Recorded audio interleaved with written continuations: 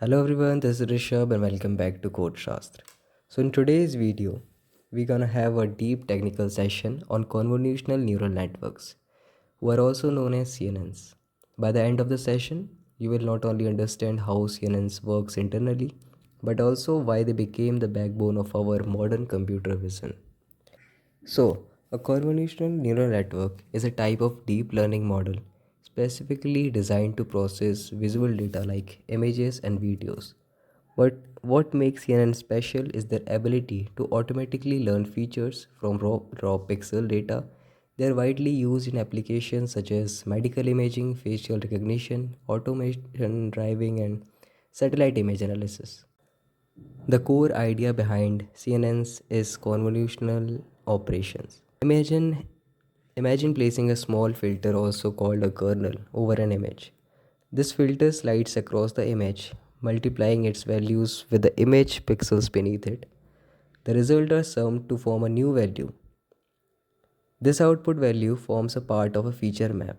The purpose of this operation is to detect patterns like edges, texture, or shapes at different spatial locations in the image. Each filter detects a specific pattern. For example, a vertical edge filter highlights vertical lines, a horizontal edge filter highlights horizontal line, a corner filter detects intersection. As the CNN applies many filters, it generates a set of feature maps that reveal where each filter exists in the original image. So, the stride control how fast the filter moves. A stride of 1 means the filter moves 1 pixel at a time, capturing more detail. A stride of 2 move more faster, giving a smaller output. Padding adds a extra space around the image so that the feature map don't shrink too quickly. Same, the padding keeps the output size same while valid padding reduces its dimensions. After convolution, CNNs apply non-linear function like ReLU or Leggy-ReLU to remove negative values and introduce non-linearity. Pooling layers such as max pooling or average pooling help reduce spatial size. Max pooling selects the maximum value in the region and the average pooling takes the mean. Pooling helps to reduce the computation and make the model more robust to small spatial shifts. A typical CNN consists of repeated blocks: convolution, then activation, then after pooling. These blocks extract features from low level details to high level concepts. Towards the end, fully connected layers interpret extracted features and produce classification outputs using softmax function. Then, LeNet 5. It is one of the earliest CNN for digit recognition, which was found in 1998. Then after comes VGGNet, which uses the deep stacks of small 3 by 3 filters for simplicity and great performance. ResNet introduces skip connections to allow very deep networks without vanishing gradient problems. These architectures shaped the modern computer vision. So these are some famous CNN architecture which is used for the visual comparison. After that, a CNN training, or we can say CNN learning process, involves first data pre-processing, in which we normalize, resize, or clean our data.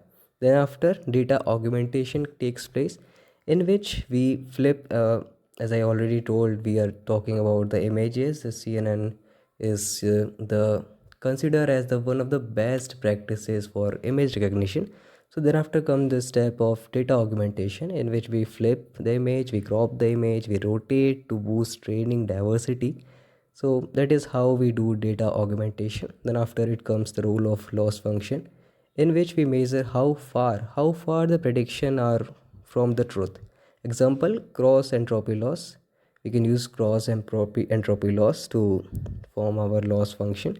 Then after comes the role of our optimizer, in which we update the weights to minimize the loss. Example, we can use Adam optimizer or we can use SGD optimizer.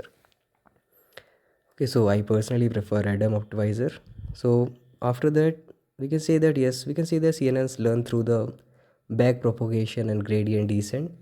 After that, Grad-CAM. So basically, Grad-CAM is a visualization tool that highlights which part of the image contributed most to the prediction. Okay, it provides interpretability by showing where the model is focusing attention, making CNNs more transparent and trustable. To conclude, convolutional neural networks revolutionize the way machines see the world. Their hierarchical feature extraction capabilities allows them to outperform traditional image processing method. So that was by my side, covering the basic CNN architecture and basic CNN and the basic CNN introduction. It was only for the theory. In part 2, we're gonna cover about the code. So we're gonna predict a output by providing an image. We're going to do an image recognition process in which I'm going to perform all these steps of data pre-processing, data augmentation, etc. and etc. So you will have a practical go through of this CNN theory. So wait for the next video. Please do like, share and subscribe. Code Shastra.